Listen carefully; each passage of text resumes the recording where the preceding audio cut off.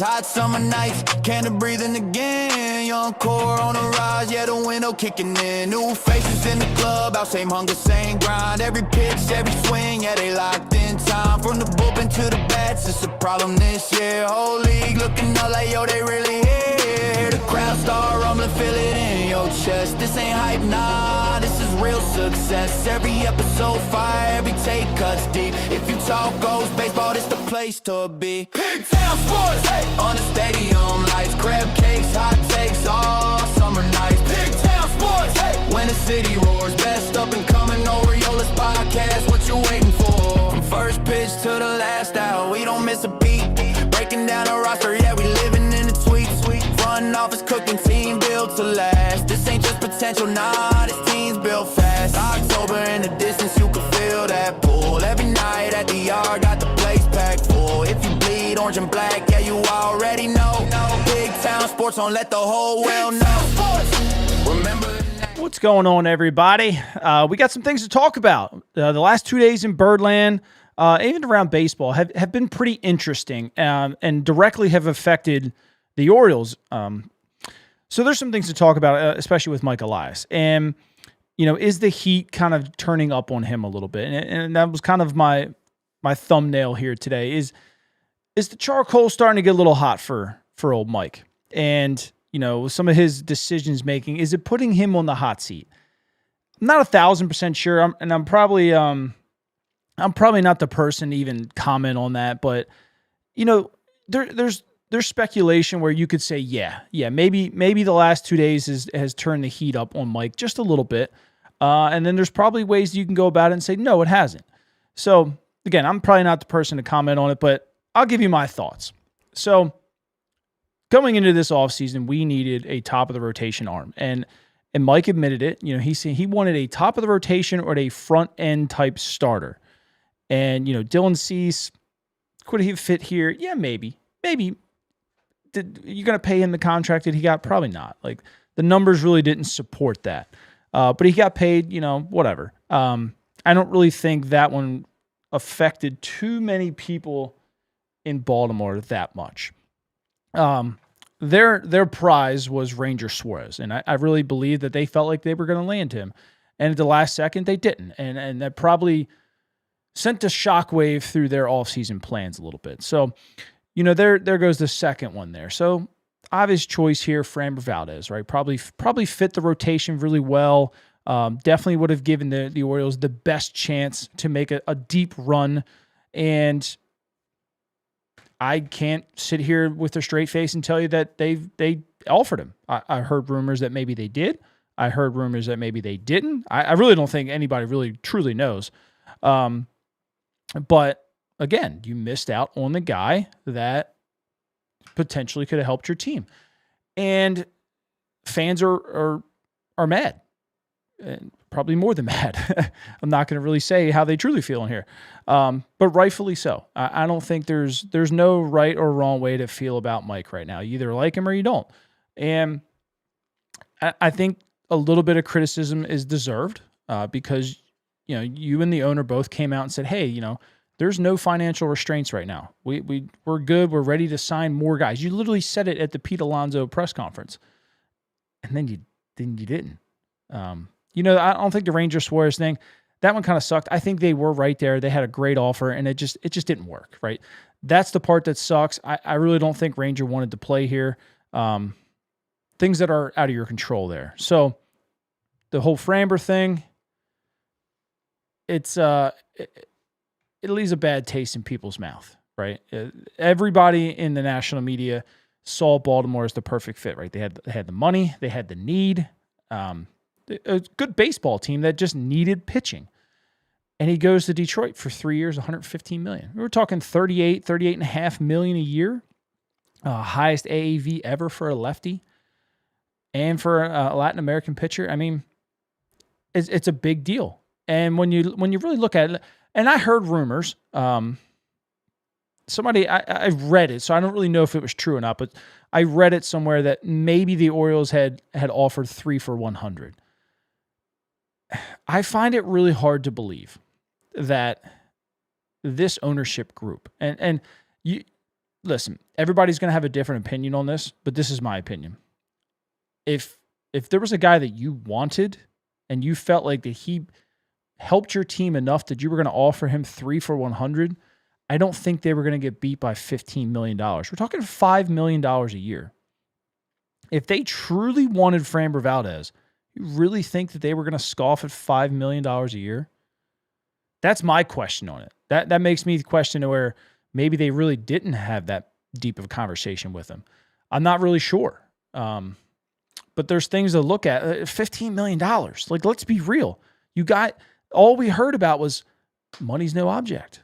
Money's no object. We're going to get the guys that we want. $15 million?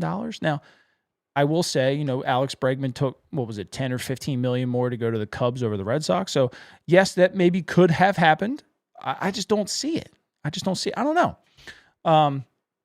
But it leaves a lot of sour taste in a lot of fans' mouth. And like I said, rightfully so.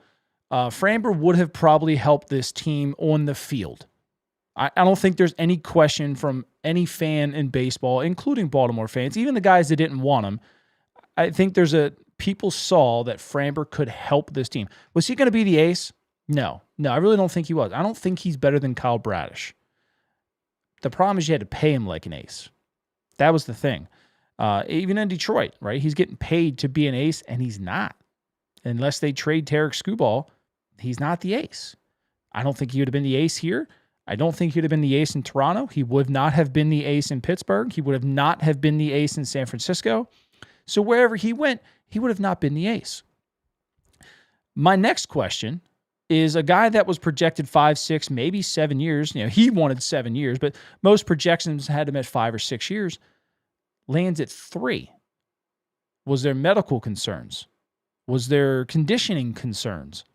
Like, how does this guy that was projected to be so good and the numbers have been so good for so long just get 3 years? Now, I understand he's 32 years old. I'm not sidestepping that by any means. But you're talking about a guy who wanted 7 years and was legit ready to hold out for it, only gets 3. Did somebody find something, point it out? I'm talking medically here. I put it up on Twitter. In July of last year, he was throwing 95. He had 95.1. Let me see if I can pull up the exact numbers for you, because it was kind of odd when I pulled it out. So, yeah, July, see the average sinker. So he throws the sinker more than a fastball. Sorry. Average July sinker velocity, 95.1. Hit a 239 average against it, a 326 slugging, and a 581 OPS. Cool. August went down to 94.2. Not terrible, but hit a 356 average against it with a 356 slugging and a 753 OPS. Go to September, 93.9, right? So it's dropped. 327 average, 618 slugging, and a 1,015 OPS.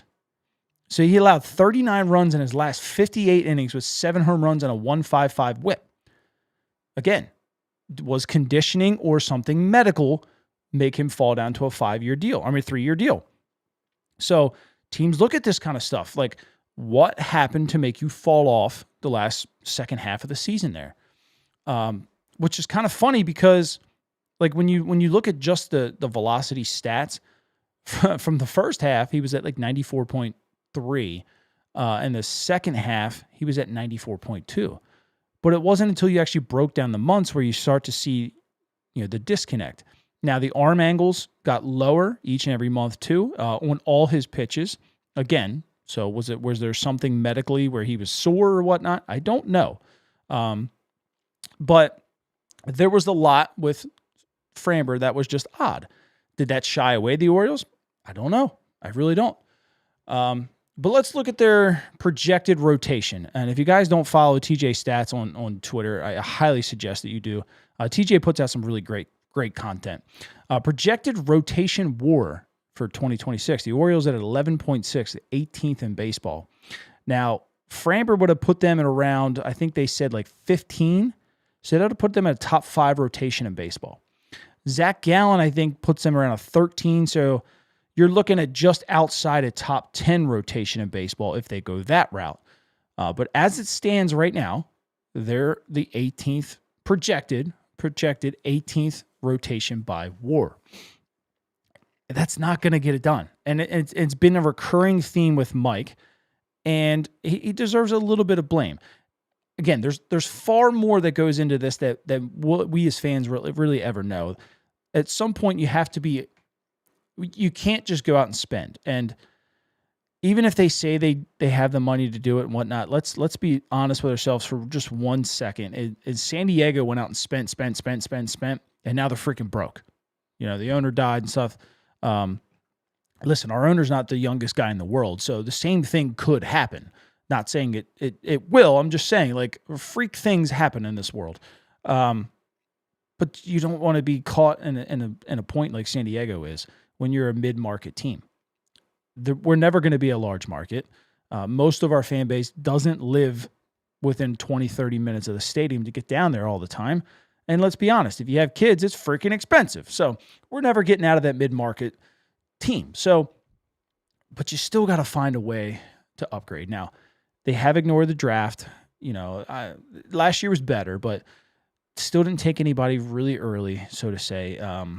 They've brought in arms, but they've always been younger arms that haven't been ready to contribute right away. Now, Baz is obviously going to contribute right away. What are you going to get out of him? I'm not really sure. But this is a good baseball team that is constantly hindered by that one piece. And the piece that, honestly, me and most of Orioles fans thought we were going to get this year, the starting pitching. And it sucks. I'm not going to sugarcoat it. It sucks that we didn't get it. But, I'm an optimistic guy. I'm not even going to lie to you guys. I will try to find the absolute best positive thing that I can to give you good Orioles content. I don't want to be a guy that kind of dwells all the time because there is some negativity around this team at times, especially in the last year and a half. So I try to find the absolute best in everything, even if it is Mike Elias. And I know that might be annoying to some people, and I apologize. But I can't ignore the ignorance of starting pitching. And the bullpen. I mean, the bullpen has been something, and I've said it a few times this season. I thought the bullpen was a bigger need than starting pitching. I thought our pitching was okay enough right now. I thought they were good enough to get you in through the fifth inning with a lead, right? And your offense and your bullpen should have been able to take over. The bullpen got weaker today. It got weaker. But with that being said, the Orioles still have the sixth best odds in the AL to make the playoffs. Again, TJ Stats. If you don't follow him, please go follow TJ Stats. But this is from Fangraphs. Fangraphs looks at the Orioles as the sixth best team in the AL, just behind Detroit. So I think everybody expects this offense to be a lot better. Defensively, I think it remains to be seen, but you expect them to be a little bit better. And that's something I want to look at. And a friend of mine, Alex, asked me to do, what was the defense like under Hyde and then under Mansolino? And what I thought was going to be interesting about it is Mansolino was obviously the infield coach the entire time. So somehow did it get better? I'm not really sure. But I think if you took a general poll right now from Orioles fans, I don't think they see this team as a playoff team, especially with how freaking good the AL East is. But it seems like everybody outside of Baltimore thinks this is a pretty decent team. And that's what kind of gets me a little upset at Mike, is this is a good team. And it's a team that's right there that you don't want them to get off to a slow start. Get off to a slow start again, this whole thing's done immediately, because that's how good the AL East is. That's how competitive the AL is. I mean, you look at the teams right here, Houston, right? They got better. I mean, I'm not going to say that they're a playoff team right now, but they're a team that could get better and sneak in. Kansas City always finds a way to be very competitive, and if not sneak in, they're a move or two away from getting it done. Baltimore's right there. They're a move or two away from getting it done. Now, you had a little bit of addition by subtraction today. They went and acquired Blaze Alexander, who's an exceptional defensive glove. And he's a young guy. He's got 5 years control, although he does not have any options. But you sent over Cade Strowd. I had extremely high hopes for Cade, and to a guy that I thought was going to potentially be your 8th inning guy this year, because his stuff was that good. And we'll get more into that later. But then you also send over Wellington Arancina, a 21-year-old that throws 100 miles an hour, and then Jose Milla, a young kid who had a 400-plus OBP in rookie league. Right? He's young, 19-something years old. That's a lot for a utility player. And I'll be dead honest with you, my first reaction on Twitter was, this guy plays a lot of shortstop, plays a lot of second base, has played some third. Who the hell is getting moved and where? Because you're not sending that kind of package here for a bench player and 2, a utility player. What the hell is about to happen? And then, the shock wore off and whatnot, and it's like, okay, this guy probably is going to be here to be the utility guy. That's a lot to give up for a utility player. Do you really think he's just going to be a utility player when you gave up that much? Like we're talking. Some people probably disagree with me, but I thought Cade Strowd was a quality bullpen arm, if not the only bright spot in the bullpen in the entire second half. I understand it was 26 innings and whatnot, but to do what he did in his debut, I'm not discrediting that. The guy had one of the best stuffs in the entire Orioles bullpen last year, by Stuff Plus. And then, velocity is something that this organization has struggled with for a long time. And to kind of just, okay, see ya. I don't know if Blaze Alexander is just a bench player. I don't know. Is he going to hit his weight? Again, I don't know. On base percentage is good. The defense is great. And he showed it in multiple. And look, he only played 3 games in the minors in center field in his career. Played 10 last year. Learning. I like to see this. The guy goes after and he gets the ball. He's got a good first jump. He's athletic. He's fast. He would actually be, I think his sprint speed over 90 feet or whatever was 28.8. Would have been 3rd fastest on the Orioles behind Westberg and Holiday. So cool. You basically replaced Jorge Mateo, maybe a step slower, but better defense anywhere on the field, and potentially probably a better hitter, honestly. And speaking of hitting, to take Blake Snell deep, it's kind of impressive. He absolutely pooped on this ball. Absolutely pooped on it. So good things to see. Again, the problem where you run into this is an addition by subtraction. And bullpen was already a weak link this year. The Orioles, they did need a utility player. Yes, they did need somebody who can hit left-handed pitching a little bit better at times. What I don't get, and I've seen some people say, like, what if they play him in center field? What are you doing with Leonidas? I may have said that wrong. Leonidas Tavares, right? Yes, he's left-handed, but he's a great defensive specialist in the outfield. Does he make the team? Did you waste $2 million on that? Now, granted, I think if they cut him before the end of spring, they only have to pay him 20%. But still, that could be another, who was it, Tony Kemp before Holiday or whatever, when they gave him his cup of tea for a couple days or whatever. Could that be another scenario here now where Tavares maybe gets axed or something like that? I don't know. I don't see a role for Tavares and Alexander on this team. Now, does that allow you to keep an extra outfielder? Because right now, you think about it, right? You got Taylor Ward, Dylan Beavers, Colton Cowser. Then you got Tyler O'Neill, Leonidas Tavares, and now Blaze Alexander. Well, you also have Heston Kjerstad still on your 40-man, Kobe Mayo on your 40-man, Ryan Mountcastle on your 40-man.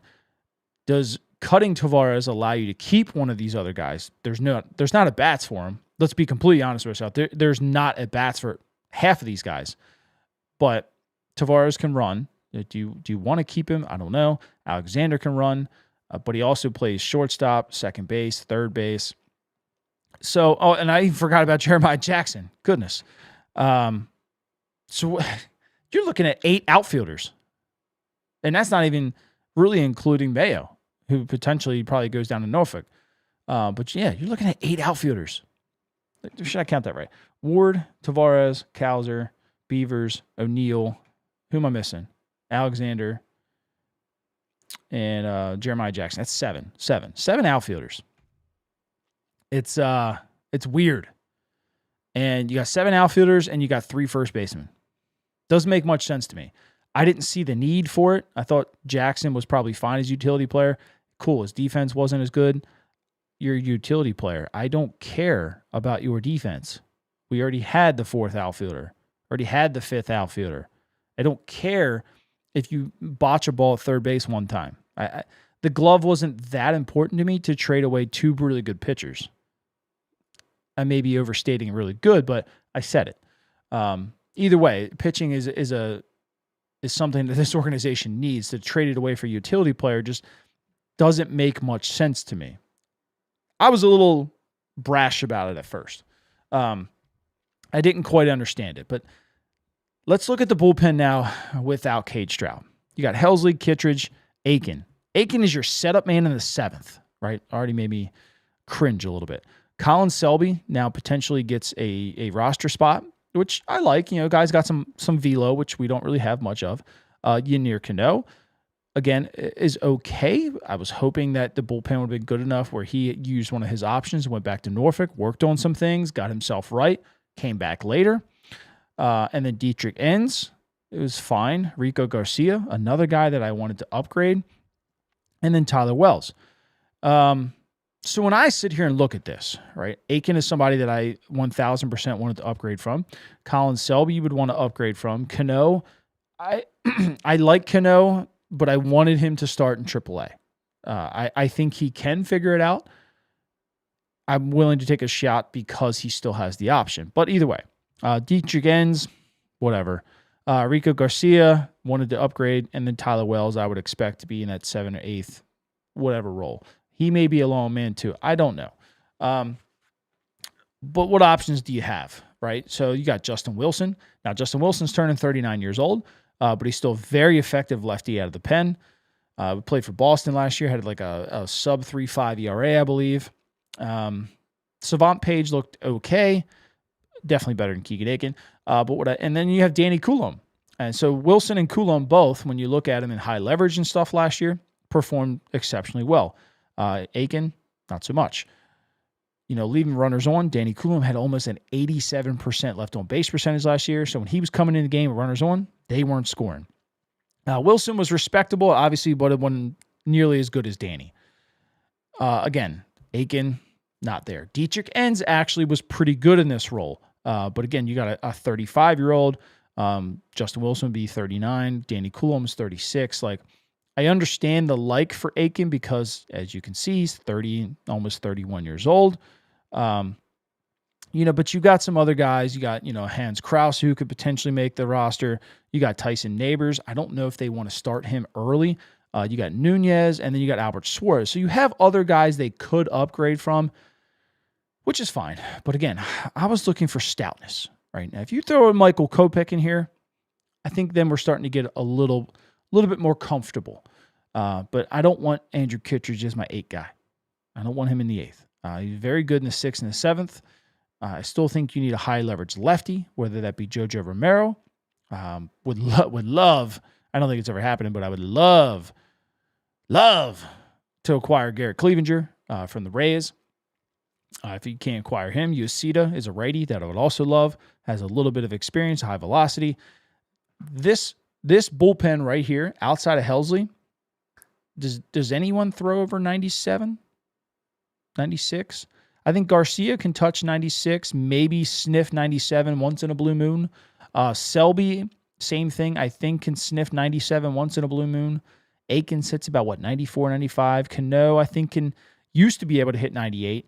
I don't know what we got out of him anymore. And you don't really know what you're getting out of Tyler Wells as far as velocity goes. again, the velocity thing. This is where I thought the bullpen could have been bolstered a little bit. Some high leverage arms that have been there and have performed exceptionally well in this league. But so far, it's been ignored. And then today got a little weaker. So when I was talking about Cade Strowd, right? So Alex Fast writes, he's an Orioles fan, but he also writes for MLB.com. Last year, Cade Strowd had the Orioles' best four-seamer at a plus 116, slider and sweeper at a plus 137, and curveball at a plus 133 by Stuff Plus. He was effectively your best bullpen arm last year.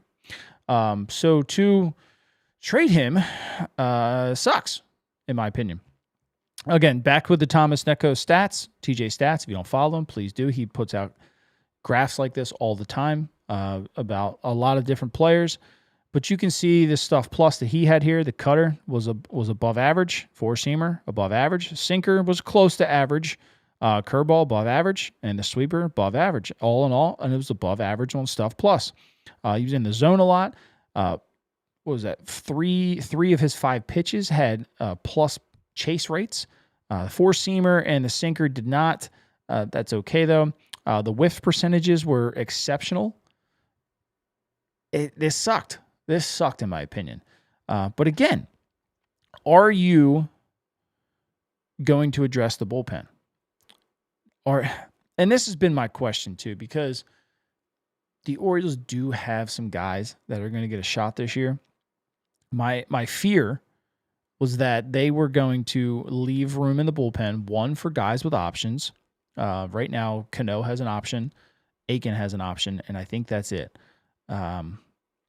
So are you leaving options open for Nunez, who does have velocity, Tyson Neighbors? Again, these are guys these are double-A guys, though. They still got some stuff to learn. They're still going to have to, they're going to get their poop pushed in once or twice. It's going to happen. All right, but they got things to learn about. You got Levi Wells, who has a plus fastball. He runs it up 97, 98. And that's as a starter. So if you get him in the bullpen, are you touching 98, 99, 100? It's possible. He's a smaller guy. He's got good leverage in his lower body. You got Blake Money, who's coming up a little bit, who's got pretty decent velocity. Are you moving Trey Gibson to the bullpen to kind of get his feet wet? There's questions there. But again, I wasn't sure that I wanted to take that chance. I wanted guys that, and I'm sure Craig is too. Craig was used to Cleveland, man. When you got to the 7th inning with the league, game's over, right? They're back into their bullpen was stupid.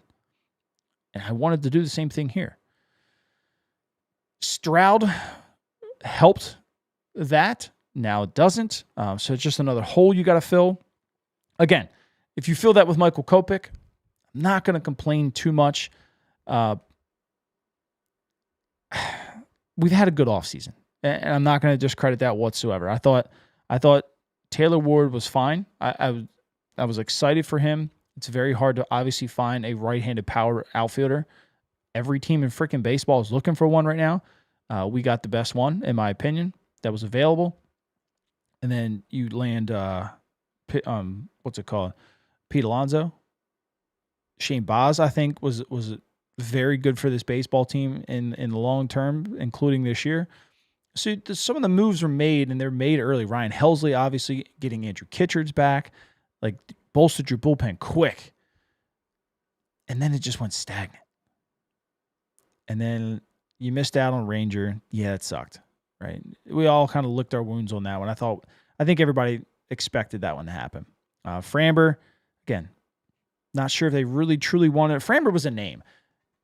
He was just the best name of the names.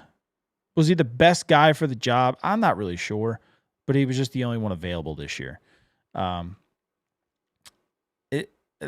Losing him doesn't bother me at all. It's just the fact that eventually you got to figure out that you got to kind of bite the bullet and just get a freaking arm. And at this point, I didn't care who it was. It's same with Zach Allen. If they get him, great. If they don't, whatever. Like, I'm at that point. And I'm sure most of you are probably at that point too. Like, the expectations were high, and they probably still are really high. But now we're all kind of just like, yeah, we're expecting to go into the regular season with this bullpen that we have right now, or this starting rotation that we have right now. Those expectations could have been beat. They really could have been. And I think that's the biggest downfall for everybody. We all want to see a freaking winner. We all do. And I don't look down at any of you that are negative towards Mike and whatnot. God, we just want to see a winning baseball team. We want to win a playoff series, and I get it. I'm right there with you. And I'm not sitting here saying that like the Orioles front office and Mike are just sitting on their hands and not doing shit. I'm not saying that. Obviously, they know what they're doing because they work for a Major League Baseball team. And I'm not going to say that they don't know what they're doing and they're trying to hurt the team. They're not. They're trying to attack it in a different way because things fell through. I try to stay patient. There's still time in spring training to acquire people. I get it, but I'm there with most of you where it's just like, damn it, again. We had all off season to pull a trade off. It's not easy to acquire somebody. Listen, it's not easy to call up a team and be like, hey, you want to trade me your top of the rotation, your 1 or your 2, regardless of who this might be. They're going to be like, for who? You better blow my socks off. Right? And you might think you have a really fair deal. They still say no. Like, so it's not easy to acquire pitching. It's easy to acquire hitting in this day and age because you just trade pitching. Everybody wants pitching. So to rely on trading for the arm, it's just not a good tactic, in my opinion. It was great to get Shane Baz. I wish we could maybe get Drew Rasmussen as well, or Rasmussen, or whatever you want to call it. Jose Soriano I like. Andrew Abbott. There's Ashby's good. There's guys. Hell, I don't even throw whatever you need to a Brandon Woodruff. You know what I mean? Like, there's guys available. But it's been a pretty freaking long offseason, and it just didn't get done. So I'm with a lot of you guys that are depressed about it, because I am too. It gets old. It weighs on you a little bit. We all want to see a freaking winner. We all want to see it. So, I'm there with you. Do I think Mike has failed? I think he's had a great offseason, but he failed at the thing that he promised us the most, which sucks.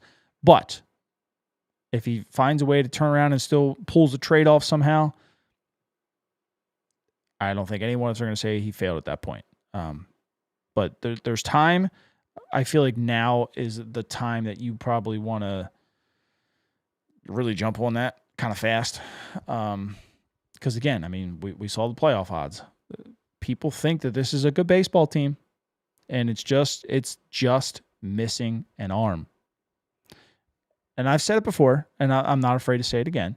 I think this rotation is okay enough, and you can beat me up for it all you want.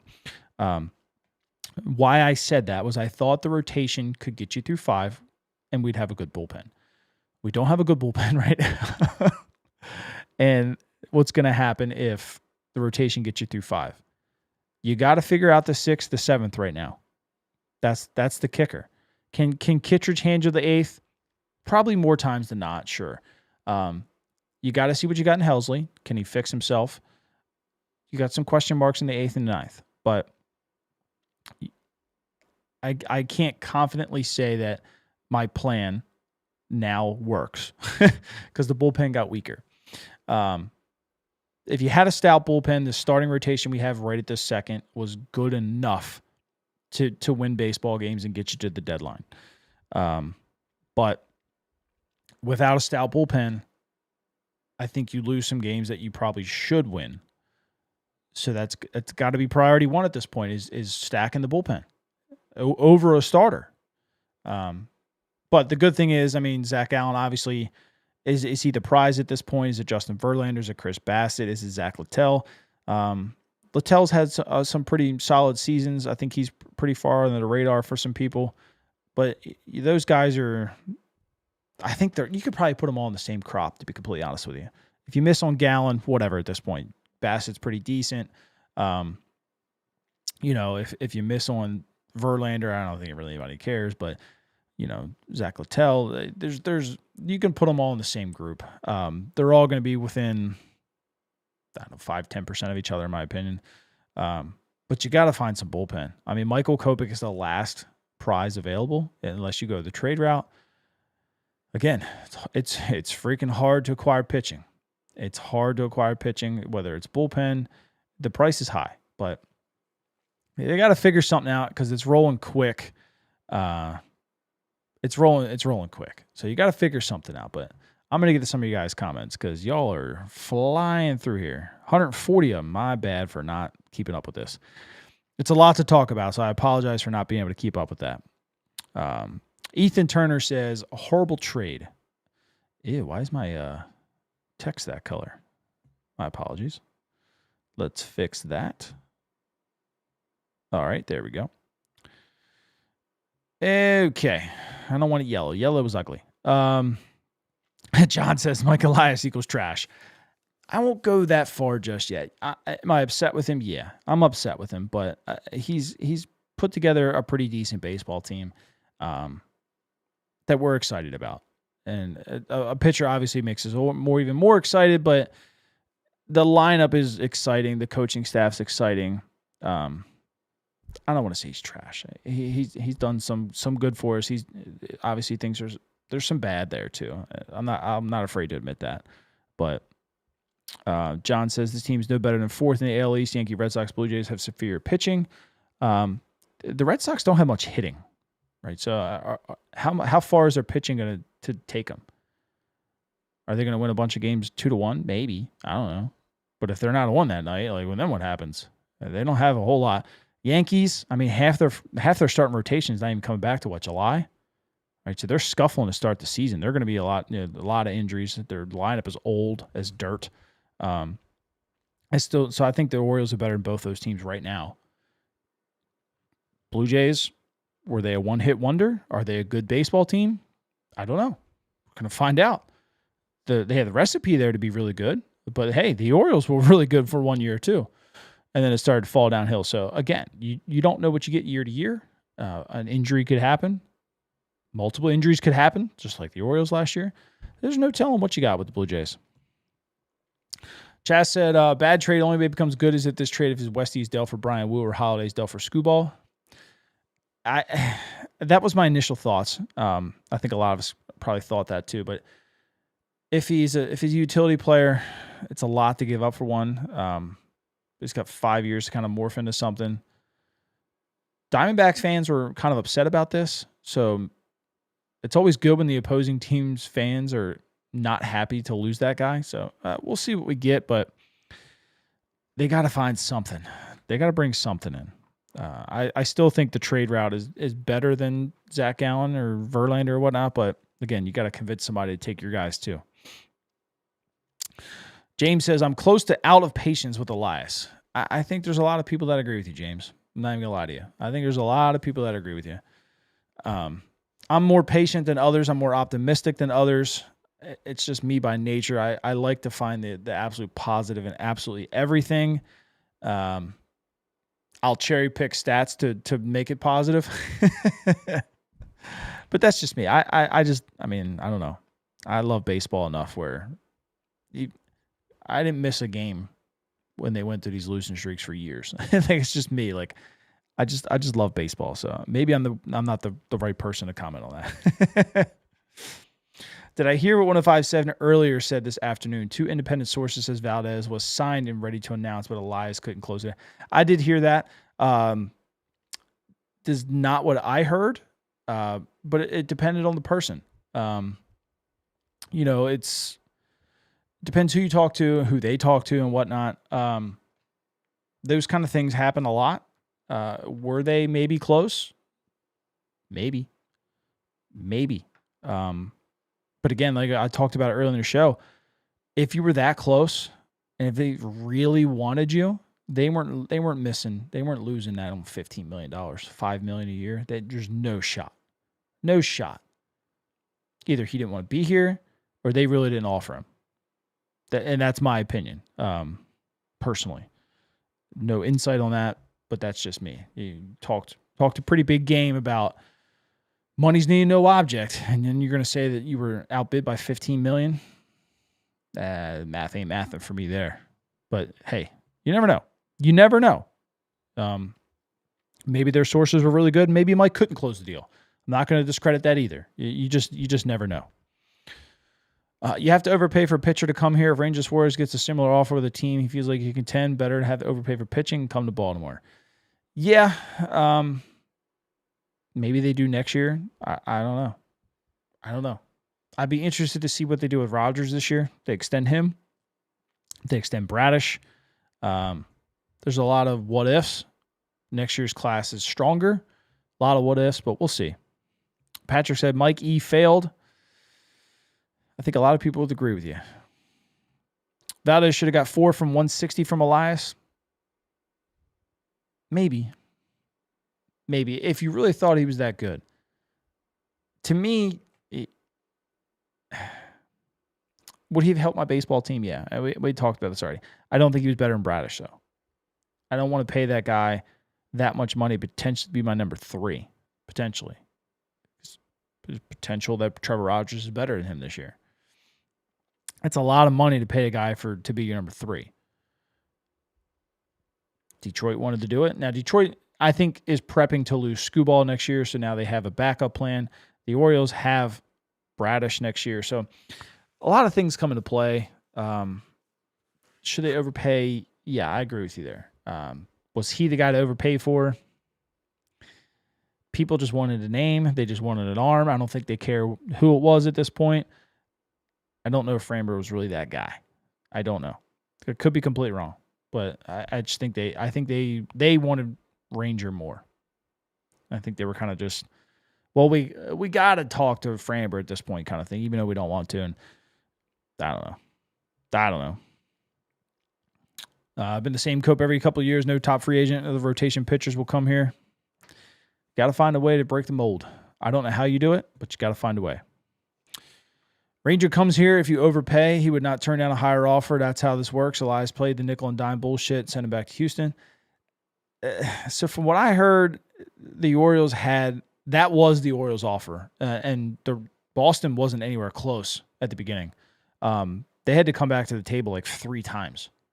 And the Orioles just stayed pat there. And he just took it.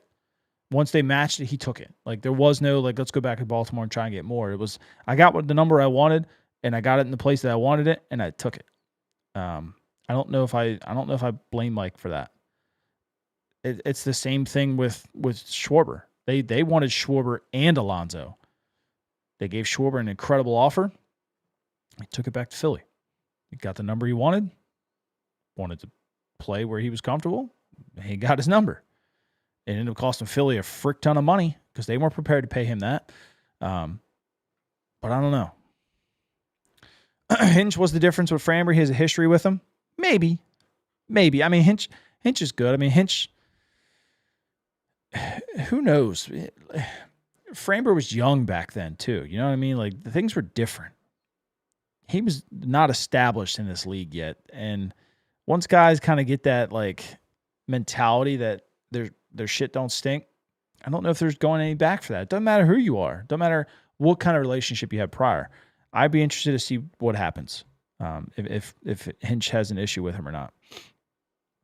Steve Molesky did a good segment today about Valdez and Gallen where he broke down Gallen had a bad start but got back to his normal in the second half. Valdez was the opposite. Yeah.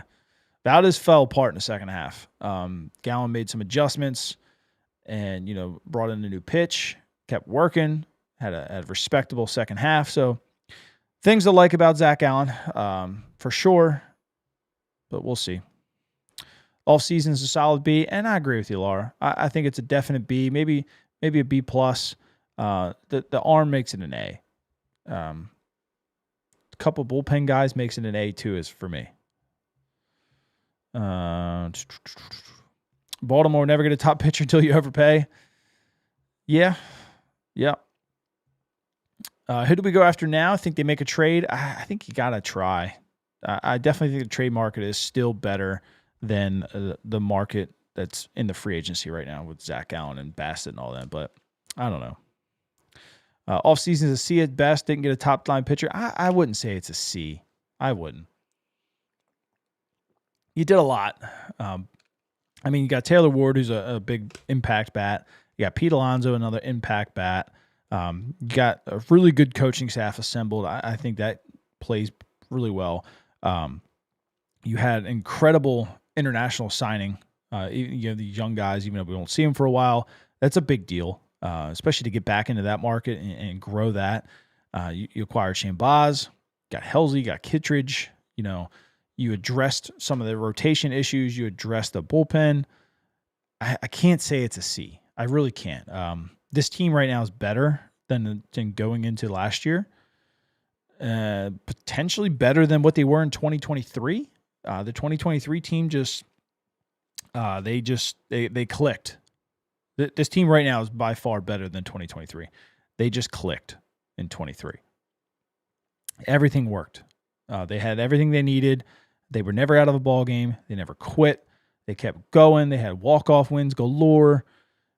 They got the big strikeout when they needed it. Like, it just clicked. That could happen again. It could happen. It happened to Toronto last year. These things happen in baseball at times. I can't say it's a C in my opinion.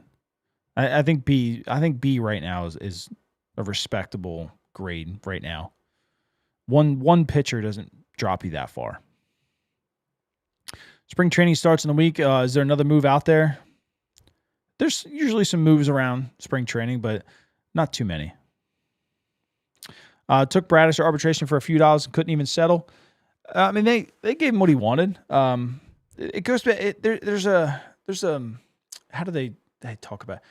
It's a percentage based thing going into next year that allows him to make more money, which isn't a problem. The problem is it then increases a luxury tax. So if they did want to go and get several guys next year in free agency and then maybe extend Gunnar Henderson or Trevor Rogers, now you lose a couple million, where you may have had that leeway. Now you have to maybe cut a bullpen arm or something to kind of give you that leeway. It's nothing against Bradish, and I'm pretty sure he knows that. It was probably a quick hearing. They gave him what he wanted, but it was just a percentage thing where they're just trying to it's more of a long-term thing that helps the Orioles, whether it looks bad, yeah, but they're trying to do the best for the entire team, and I understand it.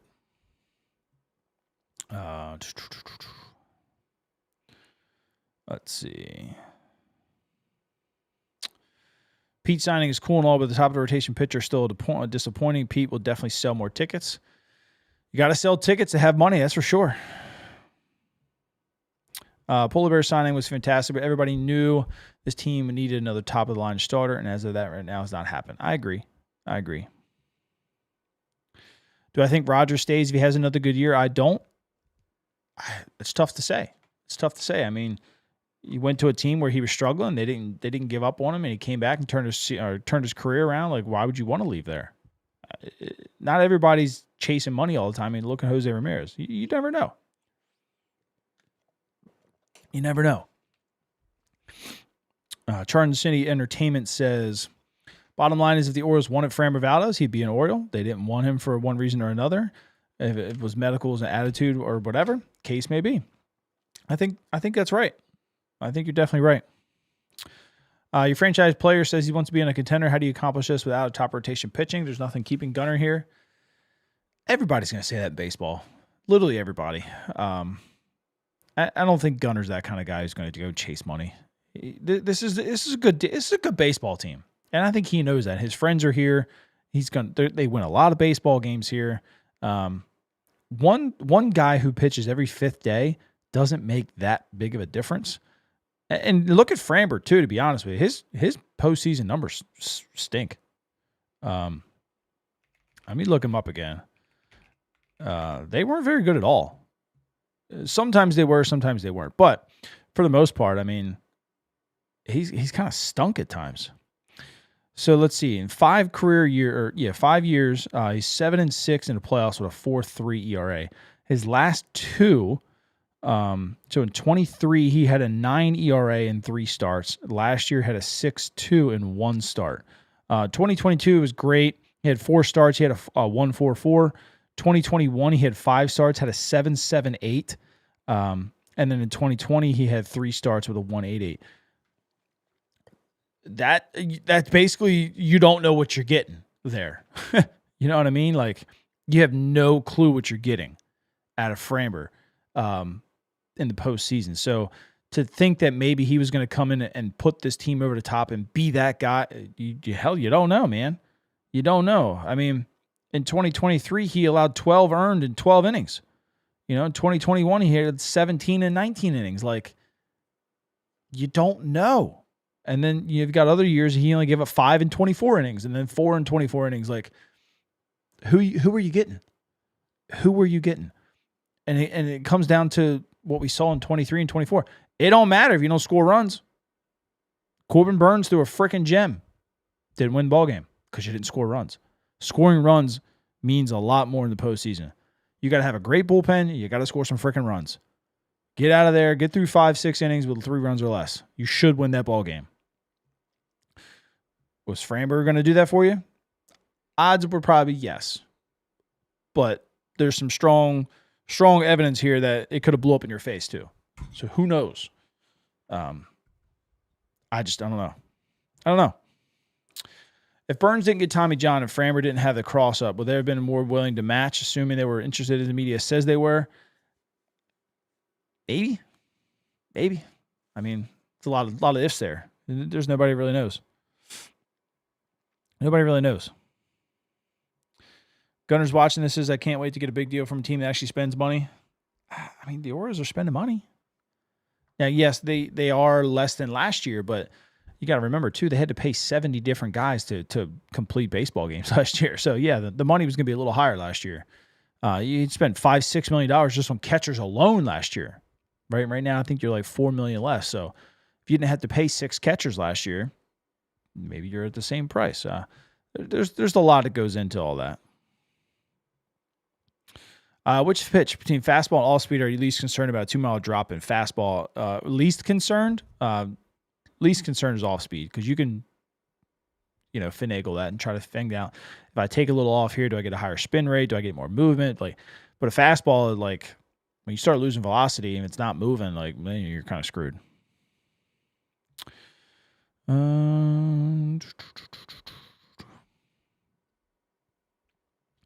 I just don't see why we need to go get another big pitcher. Who was our top of the rotation there a couple of years ago? We won 101 games. Kyle Bradish came up and pitched well, but Kyle Gibson was the opening day starter.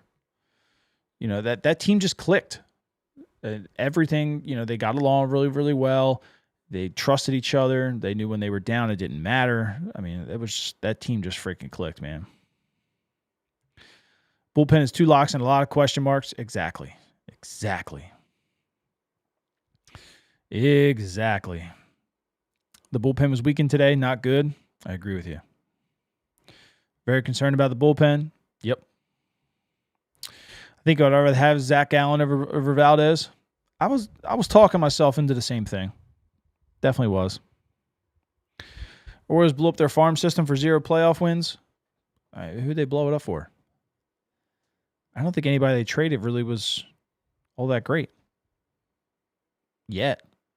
I mean, you don't know what you're getting out of the guys they traded this year for Boz and stuff, but that's those things. They're prospects are suspects until they're not. So, nobody knows. Bullpen and starting pitching is going to get this team to 4th place. They hit. It ain't going to matter too much. They just got to hit. They got to hit. He's failed Baltimore in a major way. No frontline pitcher or closer. I mean, they got Helsley. Batista was hurt twice. I mean, that's tough to backfill. That's tough. 2023, our back end was unbelievably dominant. That's why I've been banging the table, man. You got to have a good bullpen. It's hard to win without one. It truly is. Come on. Come on. I hope not. If they sell us on Verlander as the upgrade they talked about all winter, I'll puke. Verlander, I'm not high on him. I know the numbers looked okay. The metrics looked okay. I know people tell me I cherry pick stats at time, but I looked at what he did against playoff teams. It was like a 6.3 ERA or something like that. I don't like it. I want to see guys that perform against the top teams. I still can't believe it, but in the series, events feels a lot like a screwball trade. Anything is possible. I don't think Detroit should trade him, but anything is possible at this point. Will the Orioles win a playoff game? Gotta hit. You gotta hit. They didn't lose playoff games because they didn't pitch. Maybe outside of one. They lost because they couldn't hit. I think a lot of people continue to forget about that. They lost, what, out of the 6 games they played or whatever? I don't even remember how many they played. But every single one of them, they didn't score. Except for that one time when Aaron Hicks busted it open a little bit and they still lost. That was the one time the pitching failed. Other than that, the pitching's held them in every single ball game, and the hitting failed. Hitting is the number one priority, in my opinion, this year to get right. Fangraphs is very intoxicated. Larry says, back-to-back years, time for Elias to go. I think he definitely finishes this year at least. The problem is 2, 3, and 4 in a division. Right, yeah. Yep, talking about playoff teams. What the hell are we going to do about this damn bullpen? I'm not sure, John. I'm really not sure, man. I hear you with the money, but the payroll is currently lower than last year. If they can't get a free agent, they should be in the trade market beyond guys like Baz. I get it. I get it. The number's actually the same as last year, like I just talked about, because they had to use more guys. It's a little inflated. Even if you look at the 40-man, they had what? They had to add how many guys at a 40-man last year? Was it 17? Something like that. So it's 17 extra guys that you had to pay outside of, the normal, maybe like 4 or 5. So we're talking like 12 extra guys that you had to pay. Like, even if you think about it, league minimum was really close to $800,000. So almost $1 million, and you're adding 12 guys. So you basically added $9 to $10 million extra dollars last year that you really weren't planning on. So the number's a little skewed with the payroll. Detroit signing Framber right after presumably losing arbitration is super weird if they aren't trading him. You got to make a run, in my opinion. You got to make a run. If you don't want to try and extend Screwball, try to win it all this year. It's good for baseball. Orioles are at best an 85-win team fighting for third wild card spot with this current makeup. Maybe.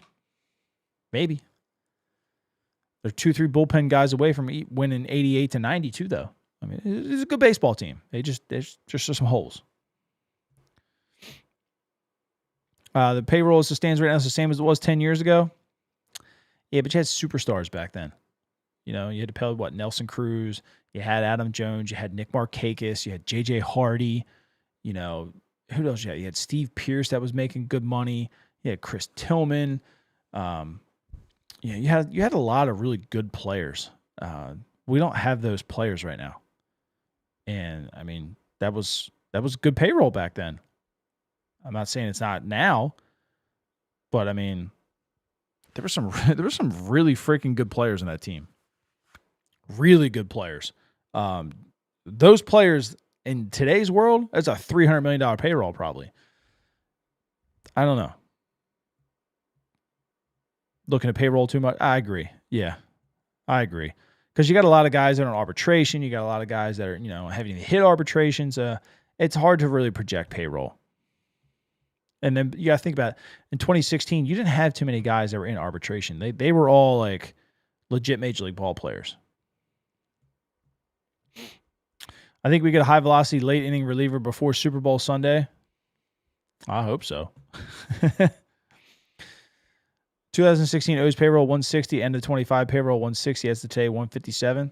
It is what it is. Yeah, I mean, like I said, it's all about quality of player too. A lot of our guys in arbitration. Elias and DaCosta could both go. I don't think Baltimore's ready for that yet. Kopech. Hey, Kopech changes a lot of things here. A lot. Not long until Gunnar starts asking about being traded. No. I don't think Gunnar ever leaves Baltimore. I think there's less than a 10% chance. Arizona fans love Blaze. That's what I was reading. A lot of people seem to like him. Arencina is Rule 5 eligible next year, which is fine. He probably would have. I mean, dude, you're 21 years old throwing 100 miles an hour. You were probably going with 40, man.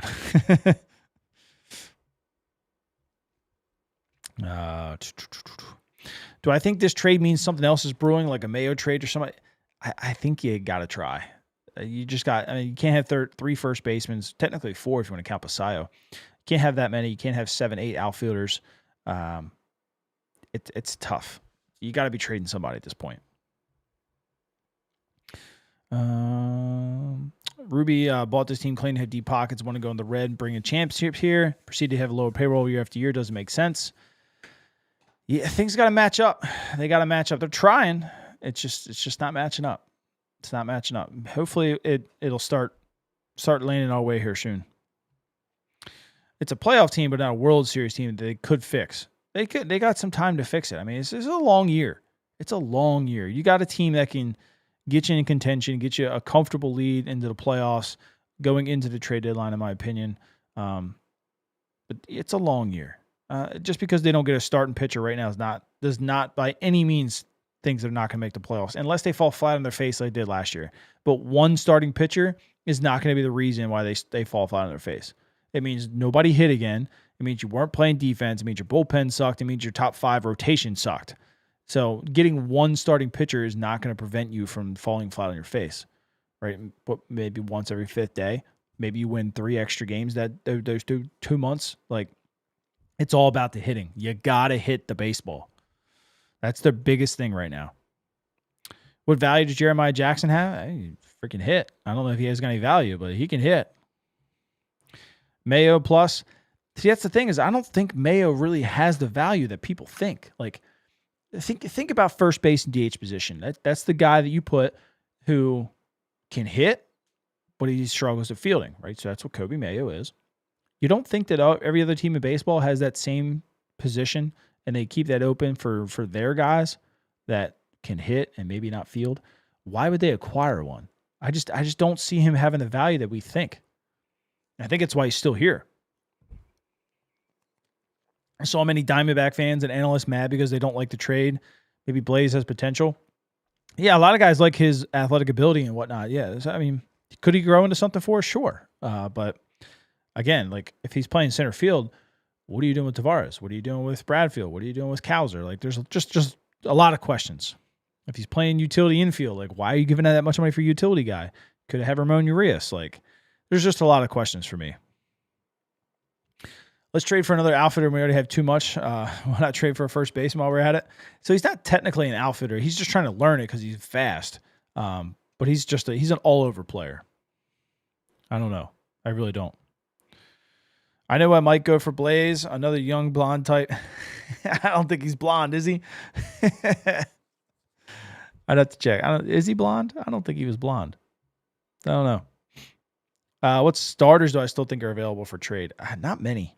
Not many. It's going to have to be like Shane Baz, where you just have to wow somebody. Can they do it? That I don't know. But you have the depth in the minor leagues to do it if you wanted to. Could have signed Ramon Urias and kept the players he traded. Yep. I agree with you there. Kowser has no business on the team. What are we doing? No. Let's not say that. Kowser's going to be a good part of this baseball team this year. I mean, the guy was 1 year away from coming in second for Rookie of the Year. Breaks his wrist on a tough pitch in the playoffs.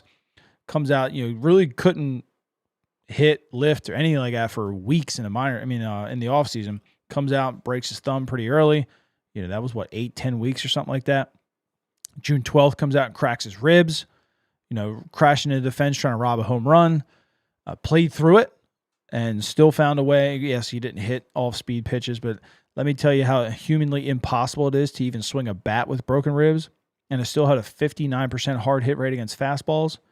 That shit ain't easy. You're gearing up for one pitch and one pitch only at that point because you literally cannot keep yourself back to wait on an off-speed pitch or anything, right? One little small, think about it. These guys can't play on a pull to oblique without screaming in pain because they swung at a changeup. Imagine doing it with broken ribs. The guy's a freak. He's an animal. I think he breaks out this year. I think we're gonna love Kowser by the end of this year, I think. Would not be shocked if the move was just Blaze and not for something bigger, i.e. move him for a high-end starter or a trade. Elias has earned the benefit of the doubt so far, 7 years in. I've said it before. Elias has done a lot of very good things here. He has struggled on the pitching market. I'm not ready to throw in the towel in because everything else that he does exceptionally well. We'll see. This year's a big year, though. It's a big year. A lot of people are hating on Cowser. I think Cowser's going to be just fine. I'm a big Cowser fan. He does a lot of things very good. I think potentially you saw the last coaching staff, and maybe Mike included, wanted him to be more of a power hitter. He's a contact hitter. He's a drive the gaps kind of power hitter. He's fast. I think they kind of got out of his element to just lift, drive, try to hit 40 home runs. I think we're going to see a better Cowser this year, kind of shorten up, use the whole field again. Maybe I'm wrong, but that's just what I think. Mountie may need to be traded for. The problem is nobody wants him. That's the only bad part. Nobody wants him. Blaze Alexander better be faster. You have to change his first name. He's pretty quick. He's pretty quick. Be the third fastest guy on the team.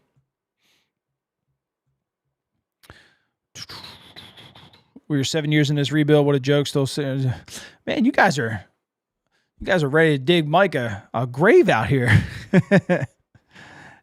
He's done some things questionably. Obviously hasn't addressed the starting pitching, but Mike's done some good things here in the international market and stuff that we had nothing in previously, and that has now produced guys like Samuel Basayo. Now you got Aaron Estrada. You got Luis de Leon. Like, you don't have those kind of players if you don't do what Mike did. So, I mean, would have another GM probably done the same thing? Maybe. But you got to give credit where credit's due. Mike's done some pretty decent stuff. I do agree with this one. Mike hates having bullpen options. He always gets caught with that.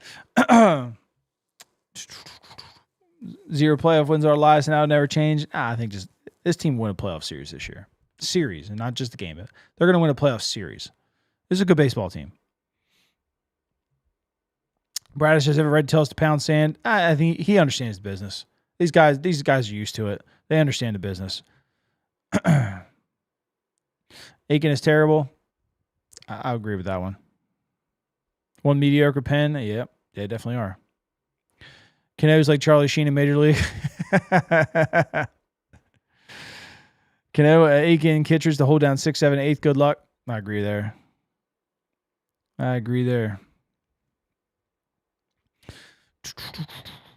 What do you think Elias is playing for this offseason? Do you think he hit on just enough to get us back to the postseason? This far into the rebuild, is that acceptable? I think he made this baseball team good. I don't know. At some point, like, they got to get you there. You got to win it.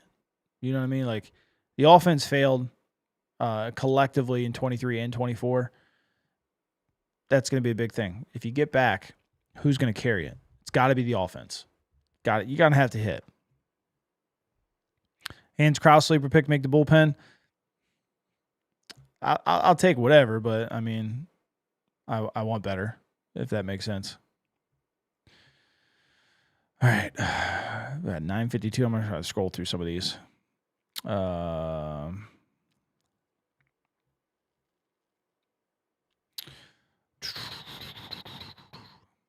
Feels like a Pavetta and Morjan Estrada is the most doable option. So the thing with Pavetta is he's basically a rental. So yes, he's got a 3-year remaining, but next year I believe is $14 million, and the year after that is $18 million. He obviously can get that better on the open market, and he has a player option at the end of the season. So essentially, Pavetta's a 1-year deal.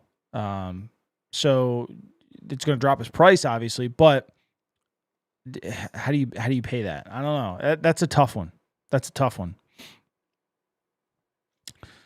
It bothers me missing out on Valdez. Anything else is a forced cope. I mean, I've been trying to tell you for how long they weren't getting Valdez. They did not like him, from what I was told. So I don't think it's a cope. Maybe they were forced into having to like him and tried and missed, and I don't think they cared that they missed. But I mean, who knows? I don't know what Elias' strategy is with pitching. He doesn't sign it. He never drafts it. And today he trades it away from already a short bullpen and can't stand it. I mean, that's fair. That's fair. I think he puts a little bit too much emphasis into the injuries because we've had so many, and it's inevitable around the league to like not want to take that on, so to say. Draft a guy, miss him for 2 years, or get a guy ready to be good, and then you miss him for 2 years, like Braxton Bragg just recently happened. I get it, but I think maybe he puts a little bit too much emphasis into that.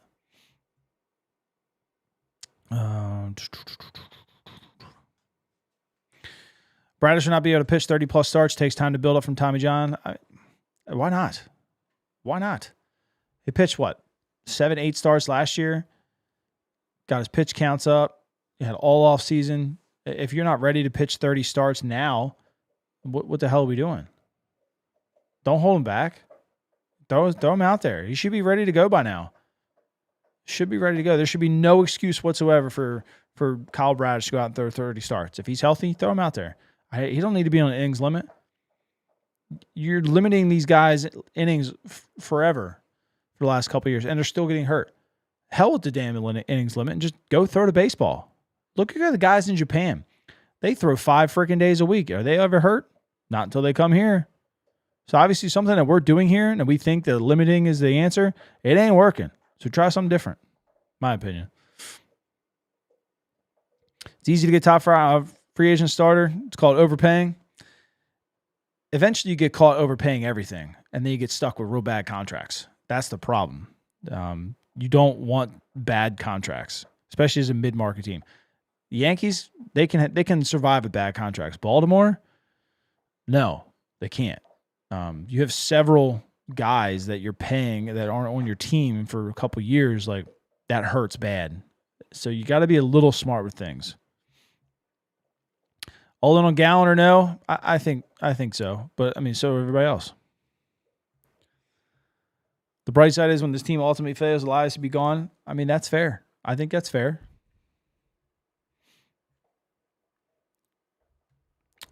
Blue Jays, Red Sox, Yankees. I just don't see it with the Red Sox. I really don't. I mean, their own fans tell you the same thing. They don't have enough offense at all. They're relying on Roman Anthony and other young players to carry them. Can they? Who knows, man? The Red Sox might surprise people of how bad they might be. Who knows? They could be great. They could fail miserably too. You just don't know. You just don't know.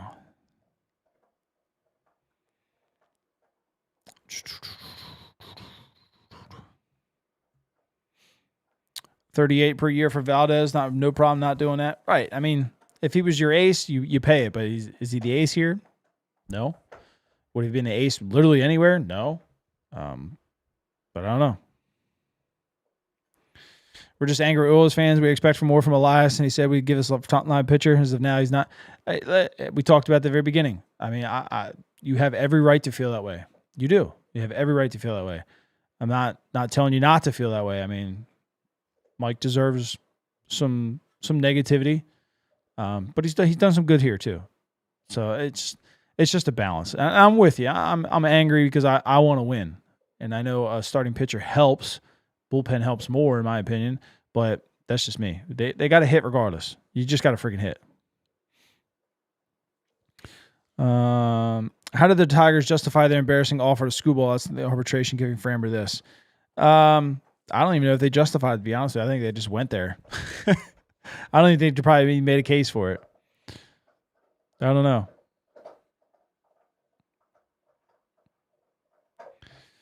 This is where, talk about pitching all off season and come up empty, just like the good old Orioles. That's where Mike deserves the criticism. Is he did talk about it. Yes, you did acquire Shambaugh. Yes, you did acquire Helsley and Kittredge. I think 1 to 2 more to both the starting rotation and the bullpen would make this really well.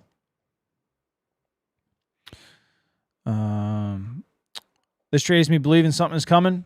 It very well might be. It very well might be. We don't know. Someone mentioned Chandler and Ashcraft. I would do stupid things to acquire Bubba Chandler. Braxton Ashcraft, I don't know. I don't really think either one of them are available. But I'd do some stupid things for it. Stupid things. They're great. Thank you, sir. Love you too.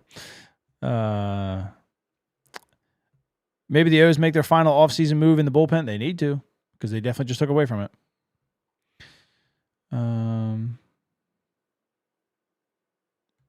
Please tell me what Bradish is. Bradish is an ace, in my opinion. If healthy, he's an ace. Problem is you got to keep him healthy. He's one of the best pitchers in the AL. And I'm not afraid to say that, because when he is healthy, he's proved it time and time again. It's just problem is you got to keep him healthy. That's the big thing. You're putting a lot of eggs in that basket, just like you did last year with Grayson. That's the only downfall about all of this.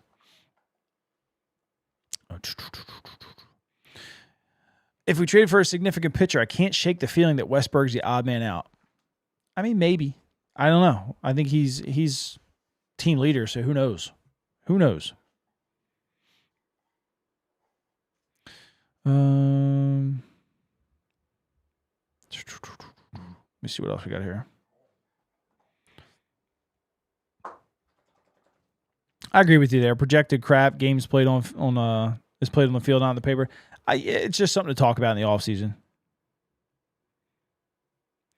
I think it also comes down to coaching and execution when it comes to pitching. Yeah, and a lot of people think Drew French is extremely good at his job, so he does well with the bullpen stuff that he's been given every year. Can he figure out the starters? That's the big thing. Is how can we make just a small adjustment to make this guy good? And he figured out an adjustment with Charlie Morton last year, and towards the end, Morton was throwing the ball extremely well for us. Obviously, he sucked in the beginning. Can you knock it off? Put that down. It's not yours. Hey! Stupid dog.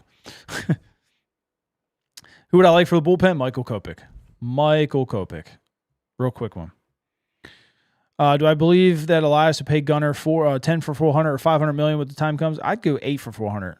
Give him $50 a year, whatever. Boris ain't turning that down. Gunnar ain't turning that down. But do deferrals. I mean, that's the biggest thing is deferrals. Everybody else is doing deferrals, keep luxury tax down and whatnot. Due to the deferrals. If he takes it, he takes it. If he doesn't, then you got to get even more creative. But the biggest thing is you got to find a way to get creative. You don't have to just be like, oh, well, here's your number. This is all we're going to do. No, get freaking creative with it. High sign-in bonuses if you're talking about you have all this money. Deferrals or over these years, or do something. Do something creative. I mean, look at Soto's contract. There's a whole bunch of crap in it. It's creative. You got to start doing stuff like that.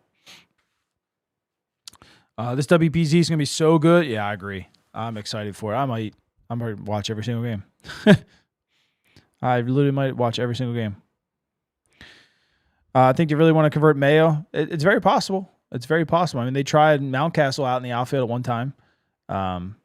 They've moved plenty of guys out there, so you never know.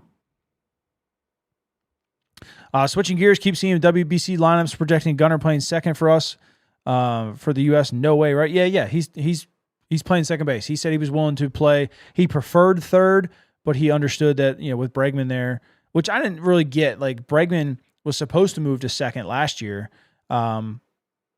Why not play him there? But it's whatever. I'm not against it because maybe he can learn some things and come back and teach Holiday. Like, hey, this is what I did. This is what I was told. Here's how we can work on this together. So maybe it's a good thing. I don't know. Maybe it's a good thing. If they don't get Kopech, who's the next best guy? Like somebody who's like 40? Yeah, literally somebody that's 38, 39, 40 years old, which I don't think anybody wants. I don't know. Jim Palmer said prospects are nothing more than suspects. Exactly. We also have to factor in it's a new coaching staff, and that could benefit the team chemistry and execution. Yep, I'm with you there, Nick. Definitely with you there. Bringing Eflin back's a joke. Nah, I mean, you saw the good Zach Eflin when he's healthy. Last year he wasn't healthy. What he did in 2024 was nothing short of outstanding when he came over here. I know it was only, 9 or 10 starts, but you saw it.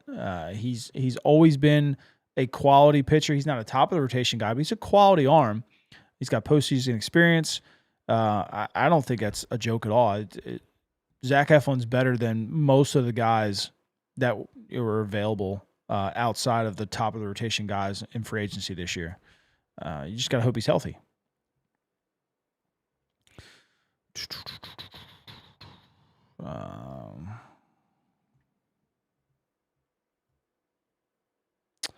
All right. Would I prefer to sign Valdez over Alonso? Hell no. Hell no. I'll take offense all day long. All day long. Hey, PG-13 in here now. PG-13. Bradish Muse is in here. Great account. Yeah, it is. All-Star Bradish loading. Yep. 100%. 100%.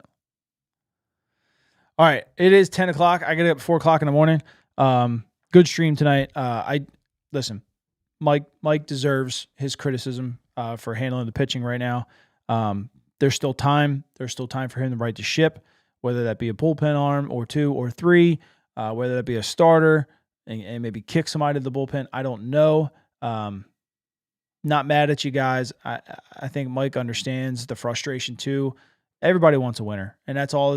Even the frustrations and the negative talk about Mike and the Orioles right now. We all just want a freaking winner, and I get it from all you guys. I'm right there with you, but let's just whatever happens, man. Let's just try to get it together. We got to find a way to win. Got to find a way to score runs. Got to find a way to keep runs off the board. Like somebody said, that's all on the coaching staff. So that's why they're getting paid good money, right? So, but I'll catch you guys later. I appreciate every single one of you, all 1,000 of you that were in here tonight between Twitter and YouTube. So I hope you guys have a fantastic night. Hopefully we have something positive to come back here and talk to over the next couple of days, bringing somebody in here and make this team better. I'll catch you guys in the next one now. Take care.